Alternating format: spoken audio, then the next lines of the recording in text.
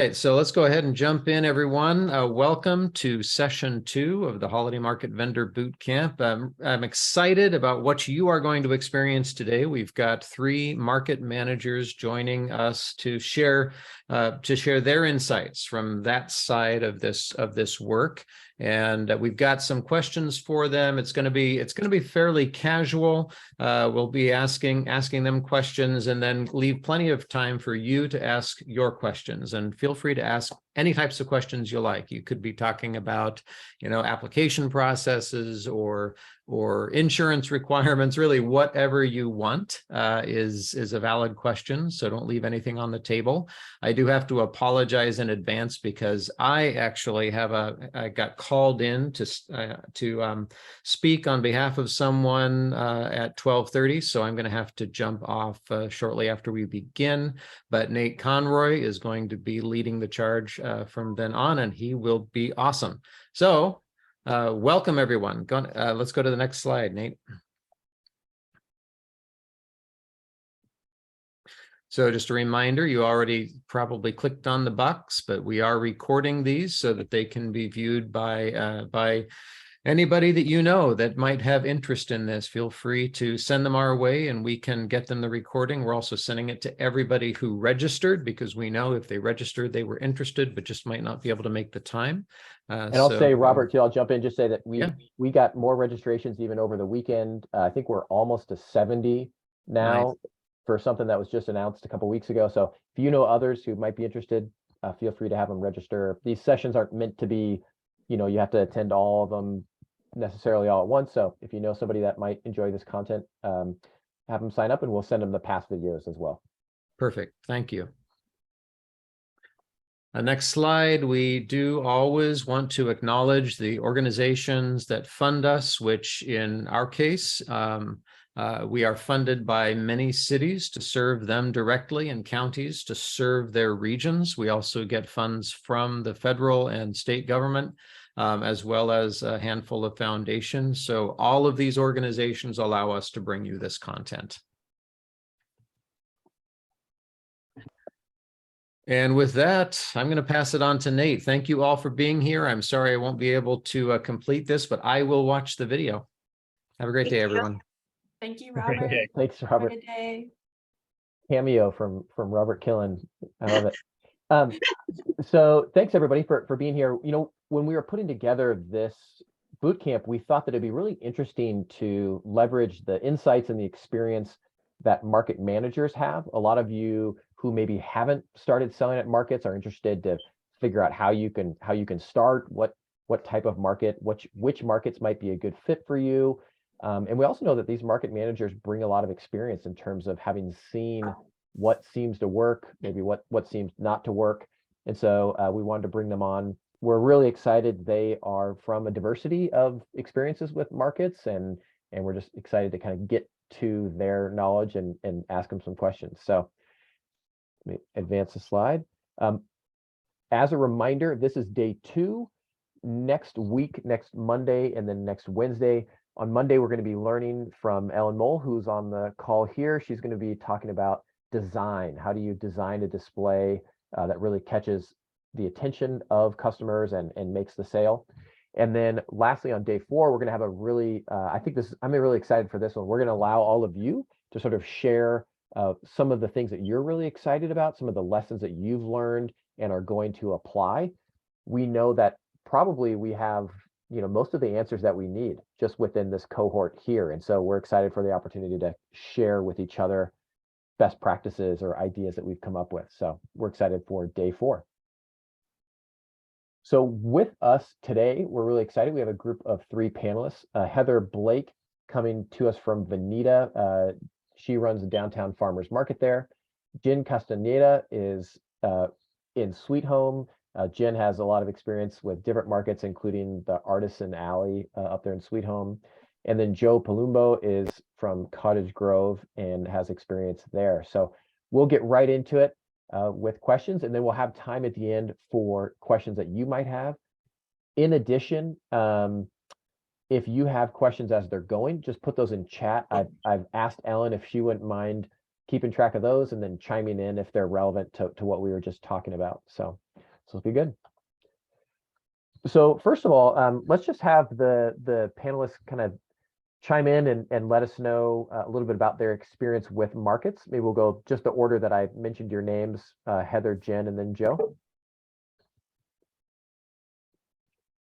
Oh, Heather, I can't hear. Oh, now I can hear you, I think. Go ahead. Can you hear me now? Okay, Yep, good. yep. It's like, no sound issues. Yeah, I have been working with the Veneta Downtown Farmers Market for several years off and on, and I'm now their operations manager. And I also do some other like holiday markets and different vendor markets for the Elmira Grange, which I've been the event coordinator and the secretary for several years as well. And I just love putting on these events. So glad to be here. Thank you, Heather. Jen?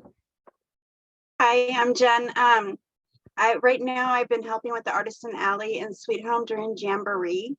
And I've done multiple vendor markets in the past as a vendor and also as an organizer. Great. Go ahead, Joe. Good afternoon, everybody. My name is Joe. My wife Sandy and I run an organization called Cottage Grove Variety Events, and then a larger organization called just Variety Events that we do. We have a separate consulting business that helps churches and other community groups organize their own vendor events as well. So we've been doing this about a couple of years, and it really came out of the pandemic where people started asking, where can we go? What can we do? And we just kind of rose to the occasion and started, and we've been really having a lot of fun and success as well. Oh, great. All right, wonderful. So first question, and maybe we'll stick with the order that we just did too. So chime in on this one if you got something. Let's talk about requirements for vendors. What requirements might they expect to need to meet or to hear about as they're looking to join a market? Any thoughts on that? Yeah, definitely. Of course, it depends on what type of products you have, but most places might require you to have some kind of insurance for your business, depending on your product. That's one of the main ones. If you're having food, of course, then you have to have all the correct licensing and food handler's card, those kinds of things. Jen or Joe, anything to add to that? Yeah, we tend to, I mean, I don't know if the other two do, but we always ask for an application from the vendor prior to the first meeting with them before they become one of our vendors. It gives us an opportunity to understand where they are, what they sell. We spend a lot of time making sure that we don't double up on both crafts and national brands when we go ahead and do a show. So it gives us an opportunity to make sure that we're not doubling up on that. We always like to make sure that somebody has some sort of social media, preferably Facebook, because a lot of that communication and both between the vendor and us and the vendor and us in the community gets taken care of. Sometimes an event planner might ask you to have your own tables or chairs or signage. Some provide it for, but that may be something that you're asked for. And we always look and talk and have a 5 or 10 minute conversation with the new applicant and find out, do they have a willingness to promote not only personally, but globally for the event as well. Yeah, and I can definitely say that's what we do. We do prefer that they have a social media. That's very important, as we found out during COVID, and it still really is important. A lot of people find out about the events via Facebook. One thing you might also find is, in addition to your fee, they may ask for an advertisement fee. Because they want to pay for the papers and stuff like that. I would recommend when you go and look at that you look for one where it's all inclusive in the fee instead of getting the nickels and dimes as they were. Okay, thank you. And then thinking about your top sellers and maybe others who you've seen struggle, I guess I'm curious, have you identified or what patterns do you think you've seen related to the vendors that just seem to really knock it out of the park and vendors who maybe seem to have more of a challenge. Any patterns that you feel like you've seen over your time? Definitely. I think the people that interact with the customers, even as they're coming by, seem to do the best. And then on the opposite end, the people that are just sitting down behind their table, playing on their phone or doing whatever, don't seem to get very many customers at all. I think that is the most important thing, that you're interacting with the people coming by, even if you're just saying, hey, how are you doing today? Just simple small talk. Yeah, I agree with that. I also agree that or suggest you don't have to put a lot of money into it, but have something there that's a giveaway, whether it's candy or, you know, a coloring page for their kid with a little box. I mean, just so many things. Just but you have to interact. You have to get up and, you know, because I've walked past people who are sitting on their phone, like Heather said, and they're like, well, nobody stopped by my booth. And so it's very important that you are there to sell, you are there to promote for the customer. You need to have great customer service. Yeah, definitely. We always look for somebody. The first thing I think we look for, and the one that separates the best from the ones that are in the middle of the pack, are a passion for what they sell. We look for that when we have that interview. Yeah. We also look for somebody who's a team player, not only within the group itself, but understanding the culture of what we've created with the marketing of the shows. We push this a lot. We've come up with 5 definite practices that a vendor can have to make sure that they're successful. One of them is understanding the strength in numbers and that whole promotion of not only themselves but the show, but promoting themselves at the show through showcasing their product creatively, you know, with either signage or some sort of placards around, using marketing materials, using signage, wearing their brand. If they have a T-shirt that has their brand on it, nothing says you believe in what you sell than if you wear it on your body. Providing a personal customer service. Make sure that you're not, you know, just being flippant and be real personal. Have somebody believe that not only are you a vendor, but you could be you know, not only a stranger, but not a stranger anymore, but a friend. I think that's great, Joe. That's just gold. I love that idea of, yeah. I was thinking about when you mentioned you're looking for somebody who has a passion for their product, and I was going to ask sort of how do people express that? And it sounds like, you know, literally do they have something branded that they're putting out there? I imagine too, if you could see that, if you are going to go look at their social media, you can obviously see people who have posted that they're excited about their product, they're excited about being a part of local markets. Any other way that you feel like one thing that we look for is, I mean, it's not a deal breaker, but if somebody already has a business card, shows that they have attention to detail and they take a great deal of care in their business and what they're promoting. Yeah, we actually ask for their business card as part of their application process, because you can get a lot of excuse me, you can get a lot about their vibe, if you will, and what they're going to do based on that, and it helps you put them in a position to be successful at places too. Okay, great. I think we have a message in the chat. The question here is, what about the pushy vendors always wanting to close the sale? Yeah, I always call it's the used car dealer syndrome. Yeah. That can be a major turnoff to a lot of people. My husband's been in sales for many, many years, and he's found that the best thing is to just talk about your product. And if you're passionate about it, that's going to be it's going to come out. It's going to be obvious. You've got to believe in your product to sell it. You don't have to be pushy. Well, I always take it from the standpoint also that my father always said that you were given 2 ears and 1 mouth. Do the math. Talk less and listen more. Exactly. Find out how your product can benefit them, and that'll help you close the sale. But the pushy ones, you know, they are there to make money, but maybe you could help identify those and talk to the person that is running your event and see if maybe there can be some tips and tricks to kind of help them to soften their sell, if you will. If you give somebody the opportunity to believe that you believe what their pain points are or what their need is first before you go into anything, have them understand that you care first before you ever go into selling the product. Amen, right there. And I'll just plug that not last week, on Monday, 2 days ago, we heard from Zach, was the presenter, and he talked quite a bit about, well, and actually so did Robert last time too, talked about your story and, you know, communicating why you're doing what you're doing, why you believe in it. So if you haven't seen that session, watch that. I think that'll help answer that question as well.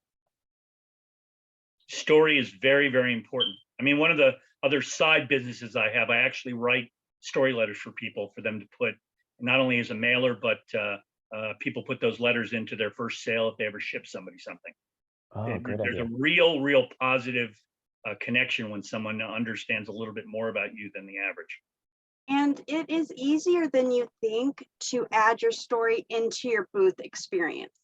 I mean, you can have like mine, for instance, I have a painting thing that's a name of me and my granddaughter. So I always have a picture of how did we come up with our name, my granddaughter and I, you know, and it does make that personal, and it helps to soften that sell too. Mhm. Yeah, and Robert talked about how oftentimes there is a question, you know, almost right. The typical question is, why did you start doing this? How did you kind of get into this? And so I love, Jen, that you thought about, or you're getting that enough. You've thought ahead to have that picture there to help kind of prime that answer. That's great. I got a cute little story that helps. Sandy not only helps me in promoting the shows, but she's a vendor as well. She's a Tupperware lady. And one of the icebreaker questions always is, especially with older people or people, you know, anywhere between 30 to older, what's the fondest memory you have, or what's the first piece of Tupperware you remember? It gets an engagement. It gets a smile. A lot of people say the same thing, especially when they come back and say, oh, I had a Shape-O ball toy when I was a kid. And boom, I mean, 9 times out of 10, a grandmother will turn around and buy that product right there on the spot because they want to pass it on to the generation, the children and their grandkids. What about Great icebreaker. Yeah, that's great. I love those icebreaker questions. As from the perspective of market managers here, what are other things that you kind of wish maybe vendors knew, and maybe especially first time vendors? Is there anything that you wish that they knew or wish that they would do? Yeah. You know, that's a tough question because I feel like it's our responsibility to prepare them for that if we want a successful show. But one thing I would like them to know is it may not be perfect, and it's okay if it's not. And to talk with the people who ran the business or other vendors there to see, you know, what the true reality is. I think people come in with the expectation, I'm going to make $1,000 today, and you know, when they don't reach that, it's all our fault. When, you know, we need to do a better job of preparing them as well, I think. Yeah, because so many things just come out of experience. Because my husband and I used to do the home shows. We had a window covering business, and we did the home shows for like 5 years. And so we learned a lot as vendors doing that. But I think there were a lot of things I didn't know until I started organizing events myself. But I don't know if any of them directly relate to what the vendors actually need to know. They just need to know who they are, because they really are selling themselves. We can pretty much identify who the vendors are that have that ability to excel by that interview we take place. You know, one thing I can always notice is when I send the application out and somebody calls me back with a question that's right on the application. Attention to detail is important to being successful. Also, that whole thing of during the interview, do I want to hear them talk more over me, or do I want to have them listen to what I have to say and then intelligently answer my question? And then finally, we have what we call the 6 deadly sins, and we go over this. This is basic etiquette at shows. No eating at your booth. That's a big one. Dress appropriately, and sometimes, like I said, signage or brand identifying material clothing is a great thing. Keep your booth needy and tight. Make sure that those folks know that you're an organized and clean and working person. No hands in your pockets, no folded hands in your chest. And then finally, make sure you're not talking on your cell phone when people are walking by your booth. The cell phone is a big issue, and I really wish people would understand that. You know, they're like, oh, I just took a quick call or something, you know, but you could have missed 2 sales. But think about how you made those people feel when they walked by your booth and couldn't make eye contact with you. That is a huge, I really wish vendors understood that it's a people environment and they need to act accordingly. You have less than 15 seconds to make that connection once they walk by your booth. And if you're distracted in any way, you've already lost time. Yep. I think it's fascinating that even when we see, I feel like when I see people who are typing or something, they appear occupied. And so I feel like there's I don't know, for me, I feel somewhat, maybe even unconsciously, I feel bad interrupting them yeah. So maybe I just would move on to the next booth. Thanks, Brittany, for the tip over here in the comments. Perfect. Related to kind of keeping track of data and using a Google spreadsheet. Important, keeping track of numbers that you learn. I love it. Yep, that's really important. Keep track of all your sales. Let's talk about, imagine we have some vendors on this call who are interested to learn where they might sell. They're not quite sure yet. How do they find markets? How do they, do kind of an initial analysis of whether that market is going to be a good fit for what they sell? What would you say to somebody in that situation? Go to the event first before you ever fill out an application. Go to the event first. Talk to other vendors. Find out what the requirements are. There could be, some of the events I've ran, we have children's activities, and, find out what those requirements are. Walk around, get the feel, and talk to people. But other ways you can find, Facebook is wonderful. There's so many groups out there. If you want to, you can find anything from displaying to, hey, how was this bit? I mean, you can find out how an event was for the last couple of events just by going on Facebook. And also talk to the organizer of the event if you can get a hold of them, because I have a lot of people come up to me at the farmers market and they don't necessarily have the right product for the farmers market, but I automatically, hey, take my card because I'll let you know when there's an event coming up that you're going to fit in. You just never know. Talk to the right people and you'll find the right markets. And Heather, can you just expand a little bit on kind of the right product? Because this came up in our last call too. And what do you mean by, or what's kind of an example of something that may be a good fit in one spot and maybe it's not a good fit in other spots? Well, it depends on the market as well. Some farmers markets will allow a lot of crafters to come in. The one in Veneta, we are trying to have it more of a farmers market. So we do have some crafters, but they're more artisans. The stuff that they make comes from their farm. So we try to have the majority of that be there. We do let some crafters come in, but not as often because we want to have that farmers market feel. And then you've got like holiday bazaars, some things like that. Some venues will want all handmade stuff. Some don't mind having the direct sales kind of stuff. And then you'll have other markets that are just for direct sales types of things. So it just depends on the actual venue. Your chamber of commerce is another big utility that you can use to make sure you promote. I mean, we because we're members of the Cottage Grove Chamber, we make sure that we use it in the community calendar and get that going. Google's a great resource. I mean, you took my point, because I was going to say that there are really 3 different kinds of shows. There is the farmers market. There's the farmers market hybrid with both, the crafters in a farmers market. There's the bazaar format, which is a lot of crafters and those MLMs that participate in these shows. So understand what you're getting yourself into, or what kind of show it is first, before you go ahead and expel any resources upon yourself. Craigslist is another great one. One that people forget all the time is SD has a place called SD Local, which gives promotion for local events as well. Community newspapers. Has anybody ever heard of FestivalNet?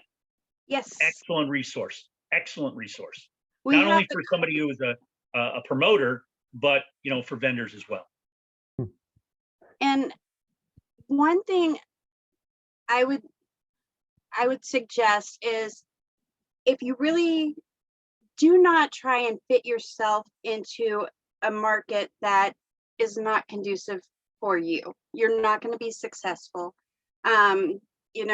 Like the farmers markets, for instance, some of them, like she said, you either have to make the things or grow them and things like that. Don't say, oh, well, I cut the wood for my trees for my signs, because they're not looking for that. So you need to be realistic in your expectations. Joe, you had mentioned earlier something about when you see an application and you want to sort of know, is this a vendor who maybe is competitive or, is a duplicate of an existing vendor? I guess, could you all speak a little bit to the idea of maybe having, like, if you go to a fair and you see somebody that sells something similar to what you do, is that a red flag that you shouldn't apply, or how should people think about sort of similar products or similar vendors? That's a super great question. Well, one of the suggestions before was to go to the show before you actually try to join it. While you're there, I mean, one of the best things in being a great salesperson is finding that uniqueness of what you do. You may be able to convince that organizer of the event that you may sell potholders, but the kind of potholders you sell may be thicker, better quality. They may have some sort of identification with a local community. I mean, from the standpoint, we once had somebody that had kitchen stuff, but they had kitchen stuff plus a little extra. So there was that one thing that may have been a duplicate of somebody else, but because they were so unique in some of the other products, we allowed to come in. And what we did do is place them on opposite side of the room or as far away from each other in the path of the public. Excellent. And just remember that you comparing apples to apples, such as Joe said, just, you can be different, and, comparison with other people is the thief of joy. And, you need to be you. Don't try and be better than someone else or different than. Be you and you will sell. It reminds me too of our session again from Monday. We're talking about people's stories and knowing your story, and obviously we all have unique stories. So I imagine if you can emphasize that really helps to be unique. Yeah, I tell you that when I worked for a company that helped real estate agents build their businesses, and one of the key aspects of the whole program was to put together that story letter.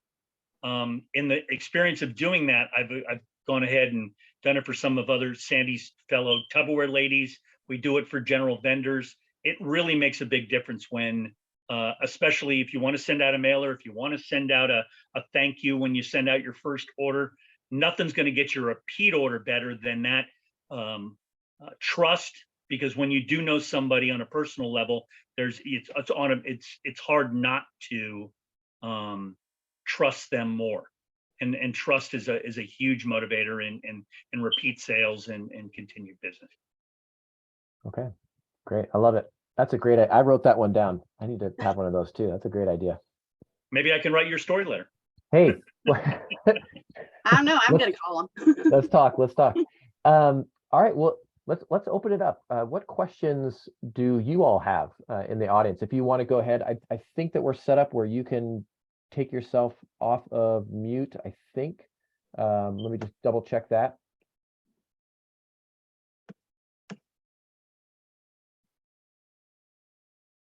Okay. Can I ask a question? Do we have both vendors and promoters on this call, or is it pretty much people that want to be a vendor? Are there any other promoters on the call? Maybe if you're a promoter, would you raise your hand or forever hold your peace? Speak up now. because I think shows are a lot about the experience as well, and that's one of the reasons why we take a great deal of time in being not picky, but being selective in the vendors that we put into the show. Because again, we want people that are team players. We want people that are going to not only promote themselves, but promote the event globally. But my other point was that we do something very, very interesting for the vendors. That we have something called a stamp card, and when the public comes into the venue, we hand them the stamp card, and it has an individual numbered system, and the room normally goes in a numerical order. It gives the public an opportunity to meet every single vendor. And then on top of that, every single vendor goes ahead and donates something to a basket that gets raffled off. We usually promote anywhere from 4 to 5 baskets per show. We pick the numbers. When we go ahead and deliver those baskets to the individual, we take a picture, we promote it on Facebook, and that way it gives people the opportunity, hey, somebody won something when they went to the show. And at the same time too, the vendors themselves put a sample of their product and then also a business card inside that basket. And vendors have always told us that they've gotten sales from those business cards they put into the baskets from the winner. I would say it's about a 15 to 20% increase on sales. We do the same thing. And then they feel like they're getting something just for coming, if you will, and they'll more likely come again. Yes. Any other? Oh, and Heather, you're muted. Looks like if you're saying something. Heather, you're muted. You can't unmute, she says. What? Can you do it, Neat? I'll try. I'll work on that. While we're there, Did you it go. work? Yeah. You just invited me to. That's how it works. Okay, good. I have background noise, so I keep muting it, but I'm not talking. Yeah, I was just going to say one cool thing some of my vendors started doing one year at a holiday bazaar was taking cute little things from other vendor tables that they would trade off and putting it on their table to highlight it because it matched with something they had, or it just kind of was the right theme. And people were like, oh, where'd you get that? Oh, so-and-so has it over in the other room, you know? And it was really cute.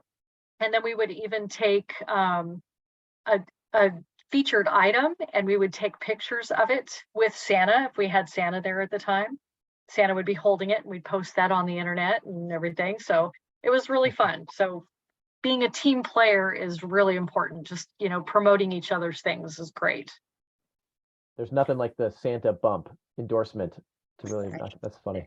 Or Mrs. Claus, yeah. Mrs. Claus, that's it. Well, speaking of Santa, we're actually having a holiday bazaar here in Cottage Grove on the second Saturday and Sunday of December.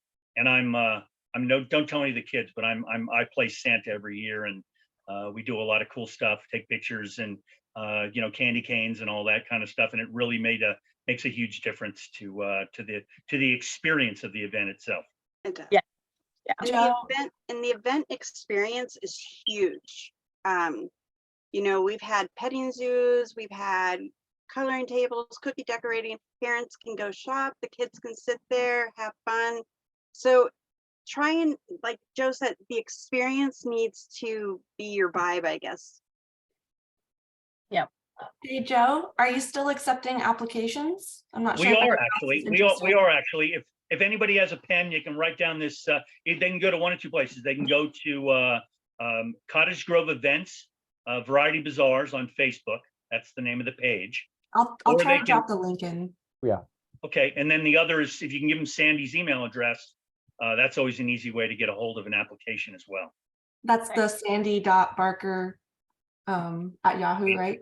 The okay, 87. Yeah. Okay, I'll drop that in the chat.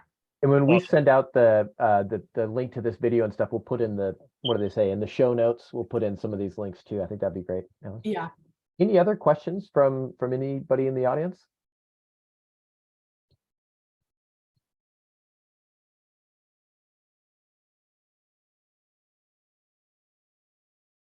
Nothing yet. Anyone? Is Going anyone a first-time vendor here? Someone that's never shown anything? No, everyone's been a part of a vendor or as a vendor before. Nice. That's great. What about, maybe I'll ask this. So any advice for someone who's wanting to start an event or wanting to, maybe their community, they feel like doesn't have a show, or if they want to become a manager of an event? We have a consulting business that does that. I mean, as a matter of fact, this weekend we're doing a consulting job for a church in Sunderland called Hope Fellowship. Started from scratch. They've never done an event before. We've got about 30 vendors for them in a pretty decent sized room that they'll go ahead and collect the vendors' fees.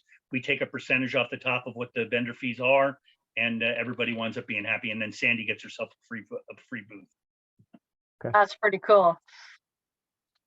And so if there's anybody out there that they can contact if they'd like to talk to us about that, Sandy's also another place that they can go, and we'll certainly reach out to them.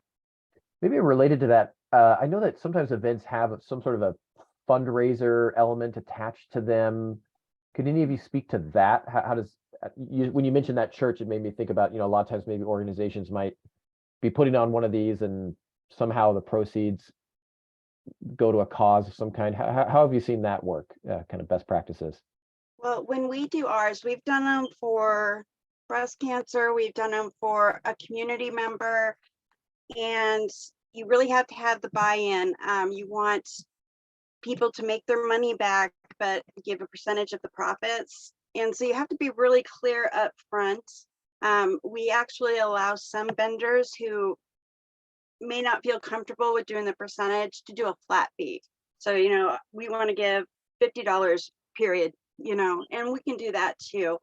Those are a unique animal all into themselves. So they're fun. And, if you're going to do one of those, you just have to have community buy-in. And a lot of times you do. It's easy peasy. Yeah. We had a really awesome event this summer. It was a somber reason why we had the event, but a local musician of ours in our scene passed away, and we wound up having what we called an all-star jam at it here in Cottage Grove. We had vendors attached as well. We played live music. We raised money through that, and we started a seed fund for a college scholarship fund to local Lane County music students that wanted to continue their education, and we're going to do that in his memory, and hopefully, Nice. So it was awesome. Neat. Very One question that came up in the chat here, thanks Kai for asking it, is about insurance as a vendor. Where do you get that? How does somebody go about getting a good rate for that, or finding a good fit? There's a lot of choices. You can call around, talk to your current agent, but definitely shop around. And it just depends. There's even some online versions. I even did it for myself once. There are some policies that you can buy for just the event, just that day, even sometimes the hours of the event. And that makes sense if you're only doing, 2, maybe 3 shows a year. But if you're doing shows throughout the year, you're going to want a full annual policy. It's going to be a lot less. It'll be more effective to do it that way. Does anybody use Inventure? No. That's an online search. We use that not only for ourselves, but we also you show the vendors. Some of the MLMs have their own built-in vendor insurance, but the crafters tend to need an individual policy. But they're very easy to use. I will give. I can't remember the exact web address that it is, but very easy to use, and it's pretty easy to get a 1 million, 2 million policy for you being a promoter of a show, and then I think they have individual policies for a single person at an event. And then thimble.com is the one that you can go online and you can plug in they ask you a lot of questions, so you can plug in exactly what you're selling, and they'll get you the right policy, and you can do that, narrow it down to the time. You can also check with home insurance. Sometimes you can get a rider off of your home insurance. I would definitely look into that very, very carefully, though. Make sure your home's not attached. Yes. Any other questions? Maybe why folks are thinking about any last question that they have. Ellen, would you mind telling us just a little bit about what to expect on Monday next week for your presentation? Again, that'll be Monday at noon again. What could folks expect if they tune into that?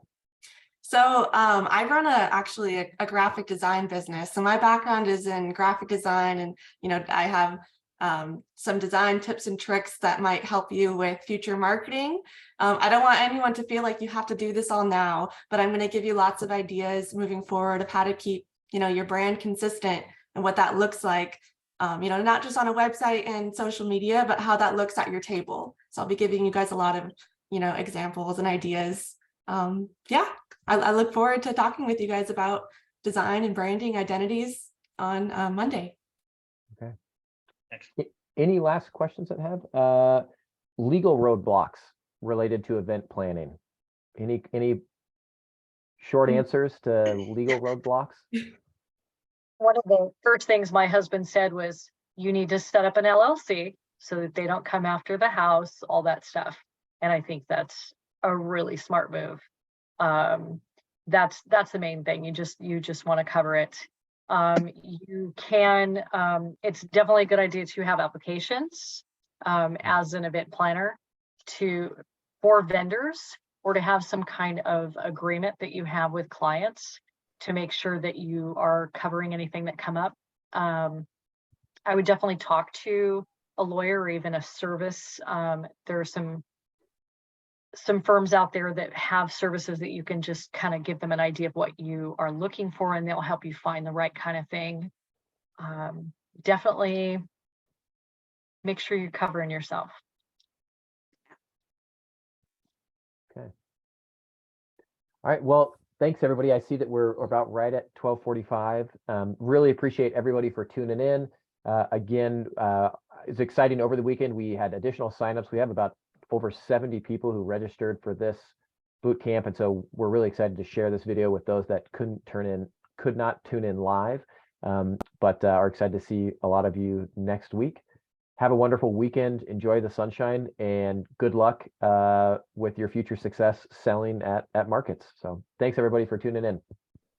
Thank you. Thank you, everybody. Thank you. Have a Thank you great guys day. for being- Happy selling. Woo-hoo. Go get them. Excited for Monday. Yes. Thanks to our panelists. Thank you, Yay. thank you, thank you.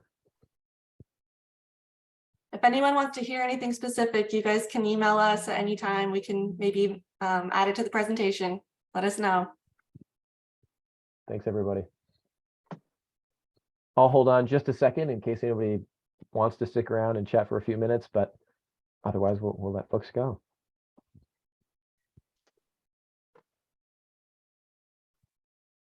Joe, Jen, Heather, again, yeah, just thank you so much for your time, for your insights. That was wonderful. You made me think about things that I didn't think about, and so I'm impressed. Thank you, Yeah. Joe. I actually learned a lot from you guys, so thank you for being here. Yeah. I Thank you mean, so much. and Joe, how can I get a hold Sure. of you? You can contact Sandy through either The email? sandy.barker87 Okay. at yahoo.com. Okay. Let me give you my number's